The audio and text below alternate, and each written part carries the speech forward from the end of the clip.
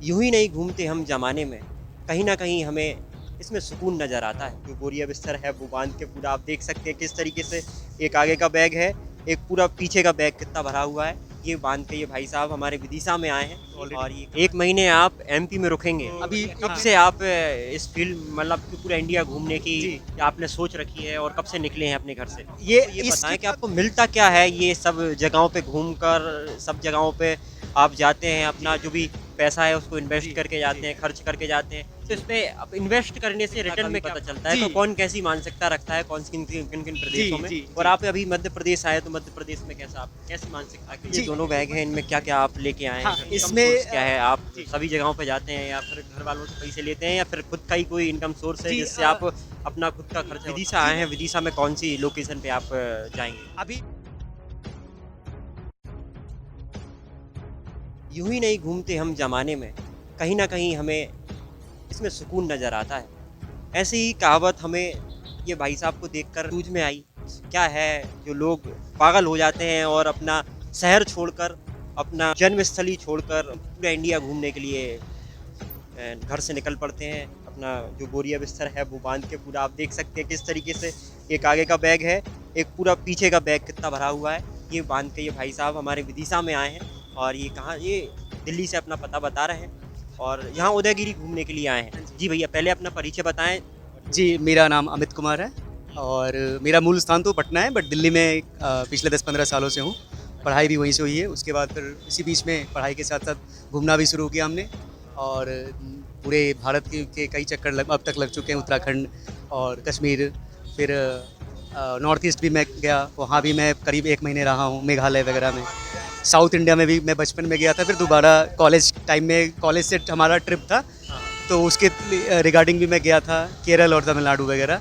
मध्य प्रदेश मेरा छूटा हुआ था काफ़ी दिनों से, ये मेरे उसमें था बकेट लिस्ट में और प्लान था कि कब एमपी घूमने को मिलेगा, तो फाइनली इस बार 1 महीने का टूर की अभी मेरा चल रहा है ये, अभी एक ऑलरेडी 1 महीने आप एमपी में रुकेंगे। अभी 1 महीना मैं रुक चुका हूँ। रुक चुके हैं अभी हाँ, कितने दिन और और बचे अभी हैं? कम से कम 2 वीक अभी और रहूँगा मैं यहाँ पे। अच्छा 2 वीक और। हाँ जी, तो तो एमपी में ऐसी कौन-कौन सी जगहें हैं जहाँ पे आप घूमे हैं और आपको कुछ ठीक लगा है? जी सबसे पहले तो मुझे यहाँ के लोग काफ़ी अच्छे लगे और जिस जगह जिस डिस्ट्रिक्ट में मैं गया एमपी में, हर जगह काफ़ी वेलकमिंग लोग और काफ़ी मतलब सिविलाइज्ड और उस सब में जैसे इंदौर में गया तो वहाँ साफ़ सफाई को लेके जो जागरूकता दिखी। जैसे एक मैंने ठेले से 4 केले खरीदे और वहीं मैं खाने लगा केले, तो जो केले का छिलका था वो ठेले वाले ने खुद से अपने हाथों से ले लिया कि इसे सड़क पे नहीं फेंकना है हाँ, हाँ। और वापस उसको एक थैले में रखा। तो ये ये यूँ ही नहीं वो नंबर 1 पे आई है। हाँ, बिल्कुल और इंदौर डिज़र्व करता है, हाँ। ये बस ऐसे नहीं है कि उसको इंडिया का क्लीनेस्ट सिटी कहा गया है। जी। मतलब वहाँ के लोगों को मैंने देखा कि जो बड़ी दुकानें जैसे शोरूम है, मॉल्स है, वहाँ भी साफ-सफाई है और जो ठेले वाले हैं, जो गली में जो दुकानें हैं, हाँ। वो भी साफ-सफाई रखते हैं। तो मतलब गरीब से लेकर अमीर लोग साफ-सफाई के प्रति काफ़ी जागरूक हैं वहाँ। जागरूक। और मैं चाहता हूँ कि जो दूसरे शहर हैं इंडिया के, चाहे छोटे शहर या बड़े शहर जैसे दिल्ली, मुंबई, वो भी उतना मेंटेन नहीं कर पाते सफाई। तो इंदौर के लोगों से और इंदौर के प्रशासन से, सरकार से, बाकी शहर के जो लोग हैं, बाकी देश के जो लोग हैं, उनको सीखने की आवश्यकता है कि सफाई में ही सब कुछ है। चाहे आप अमीर गरीब हो, वो बात की बात है, पहले साफ़ सुथरे रहना इम्पॉर्टेंट है। तो वो मुझे इंदौर में काफ़ी अच्छा लगा और रात को मैं सराफा मार्केट गया, तो वहाँ खाने पीने को जो चीज़ें मिली वो इंडिया में तो अपने आप में एक लाजवाब है और कहीं मुझे वैसा अभी तक मैं जितने टूर किया हूँ, इंदौर जैसा खाने पीने का मुझे और कहीं नहीं दिखा है। अच्छा। हाँ, तो वो सराफा मार्केट में मैंने करीब 2-3 घंटे वहाँ बिताए और कुल्फ़ी खाई, जामुन शॉट्स लिए, फिर भुट्टा चाट, वो काफ़ी अच्छा लगा। हाँ। तो वहाँ खाने पीने की जो चीज़ें थी और सबसे बड़ी बात कि गली में दुकानें हैं कई सारी, लेकिन सभी दुकान वाले साफ़ सफाई का भी ध्यान रख रहे थे, कोई भी चीज़ें इधर उधर नहीं फेंक रहे नहीं थे। फेंक रहे। हाँ, तो ये बहुत अच्छा लगा कैसे मेंटेन करना है शहर को, वो अच्छे से उनको आता है। और वहाँ के जो फेमस गोल्ड मैन हैं, जो सोने के जेवर वगैरह पहन के रहते थे, कुल्फ़ी वाले भैया 2, उनसे भी बातचीत हुई, उनकी फ़ोटोज़ वगैरह ली मैंने, तो काफ़ी अच्छा लगा। तो चलिए बढ़िया। कब हाँ, से आप इस फ़ील्ड मतलब कि पूरा इंडिया घूमने की जी। आपने सोच रखी है और कब से निकले हैं अपने घर से? ये इस ट्रिप का तो मुझे 1 महीना हो गया। ये अभी 1 महीने पहले मैं ऋषिकेश में पहले गया। ऋषिकेश से मैंने वो राम झूला वगैरह वो सब घूमा। उसके बाद फिर मैं दिल्ली आया फिर से और दिल्ली से फिर नया से फिर पैक वैक करके फिर इधर मध्य प्रदेश आया हूँ। अच्छा ऐसा। और हाँ, फिर ओमकारेश्वर गया क्योंकि अभी यात्रा थी, तो वो सावन का महीना था उसमें। तो ओमकारेश्वर गया, महाकालेश्वर गया हाँ। और उसके बाद फिर जो और मंदिर हैं उज्जैन शहर के, हाँ, वो सभी वो मंदिरों पे आप गए हैं। हाँ। तो मैं ये चाह रहा था आप सबको ये बताएं कि आपको मिलता क्या है ये सब जगहों पे घूमकर, सब जगहों पे आप जाते हैं, अपना जो भी पैसा है उसको इन्वेस्ट जी, करके जाते जी। हैं, खर्च करके जाते हैं, तो इसमें अब इन्वेस्ट करने से रिटर्न में क्या आपको मिल रहा है? रिटर्न जो जो सुख है ना, हाँ। जो आत्मिक सुख है, जो मानसिक सुख है, वो तो है ही। क्योंकि जब मैं घूमता हूँ ना, हाँ। तो मतलब ये लगता है कि मैं हर कहीं का हूँ, मैं सिर्फ अपने जन्म स्थान का नहीं हूँ। हाँ। और जिस तरीके से लोगों से बात करता हूँ, मिलता हूँ, नए लोग मिलते हैं, उनसे काफ़ी कुछ सीखने को मिलता है। और जो एक पूरे देश में एक होने की भावना है ना, हाँ। कि सिर्फ हम अपने एक राज्य के नहीं, एक जिले के नहीं हैं, पूरे देश के हैं। तो जब मैं दूसरी जगहों पे जाता हूँ, वहाँ के लोगों से मिलता हूँ, तो एक आत्मीयता की भावना आती है और एक जुड़ाव आता है।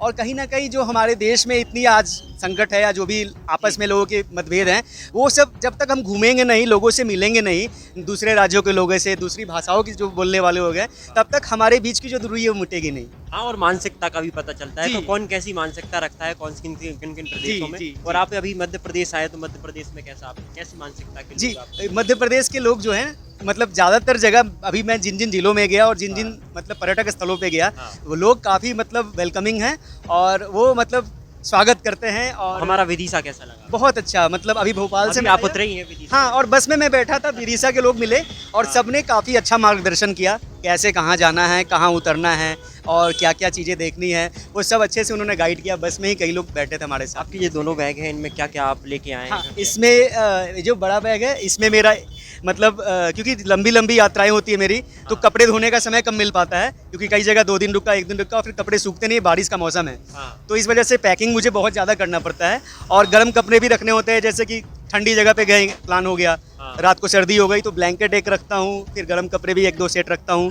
और छोटा वाला बैग में मेरा गैजेट्स होता है, जैसे मोबाइल हो गया, टैब हो गया, ये सारी चीज़ें छोटे बैग में होती है। और जैसे प्रसाद वगैरह छोटे बैग में रखता हूँ, क्योंकि मंदिर वगैरह गए तो प्रसाद वगैरह लेता हूँ, तो वो छोटे बैग में होता है। अच्छा, आपका इनकम सोर्स क्या है? आप सभी जगहों पे जाते हैं या फिर घर वालों से पैसे लेते हैं या फिर खुद का ही कोई इनकम सोर्स है जी, जिससे आप अपना खुद का खर्चा उठा पाते जी, मैं पार्ट टाइम ट्रेडिंग करता हूँ और इन्वेस्टिंग ट्रेडिंग करके जो पैसा आता है, हाँ। और उसमें कोई ऑफिस जॉब तो है नहीं, 9 to 5 है नहीं, तो मतलब कि आराम से आप जैसे कभी एमपी में बैठे हो या ऋषिकेश में बैठे हो हाँ। या साउथ में बैठे हो, जहाँ बस नेटवर्क मिल गया वहाँ आप काम करके अपना काम हाँ, चला जॉब तो कर ही नहीं सकते। जी हाँ, तो इसमें मुझे मतलब फ्रीडम ये हो जाता है कि मैं अपना बॉस खुद हूँ। तो मैं कहीं आंसरेबल नहीं हूँ कि हाँ सर मैं यहाँ पे हूँ, मैं इतने घंटे में आ जाऊँगा। हाँ। मैं अपने अकॉर्डिंग ट्रिप प्लान करता हूँ और जब मन थोड़ा थक जाता है, शरीर थक जाता है, तो फिर घर निकल जाता हूँ। घर निकल हाँ जाते जी। हैं, ज़्यादा थकावट होती है तो फिर हाँ। अपने वापस दिल्ली रिटर्न हो जाते हैं। जी हाँ जी, दिल्ली और होम टाउन पटना है, तो पटना भी जाना होता है। जैसे अभी फेस्टिवल है, तो फेस्टिवल पे घर जाऊँगा, पटना जाऊँगा अभी। हाँ, पटना जाएँगे। हाँ, हाँ। तो अभी विदिशा आए हैं, विदिशा में कौन-सी लोकेशन पे आप जाएँगे? अभी मैं यहाँ से क्योंकि जंगल और पहाड़ मुझे बहुत अच्छे लगते हैं, हाँ। तो एमपी टूरिज़्म का एक होटल है जंगल के बीच में, उदयगिरी केव्स के पास में, हाँ। तो वहाँ से 1-2 किलोमीटर के डिस्टेंस पे, तो मुझे वहाँ पे मेरी बुकिंग है आज की, तो मैं वहाँ आज स्टे करने वाला हूँ और देखता हूँ फिर कैसा यहाँ रहता है अभी आगे, क्योंकि अभी तो यात्रा यहाँ की शुरू हुई है विदिशा की। और यहाँ से फिर मैं सांची स्तूप जाऊँगा उदयगिरी केव्स को देखने के बाद, और सांची में फिर वो जो क्योंकि मेरा हिस्ट्री का भी बैकग्राउंड है, हाँ। मैंने मास्टर्स हिस्ट्री में किया जेएनयू से और ग्रेजुएशन भी मेरा हिस्ट्री में दिल्ली यूनिवर्सिटी हिंदू कॉलेज से। तो अभी मतलब कि एक एंशिएंट साइट्स को भी देखना है, मध्य प्रदेश के भीमबेटका मुझे अभी जाना है, हाँ। वहाँ जो रॉक केव्स वगैरह केव्स पेंटिंग है वो देखना है काफ़ी मुझे। तो कैसे ह्यूमन सिविलाइजेशन बढ़ी, कैसे कैसे पेंटिंग कला का जो आविष्कार हुआ, आगे बढ़ी हाँ। चीज़ें, मानव सभ्यता का विकास कैसे हुआ, ये सारी चीज़ें समझने के लिए ये इन सब साइट पे जाना ज़रूरी है।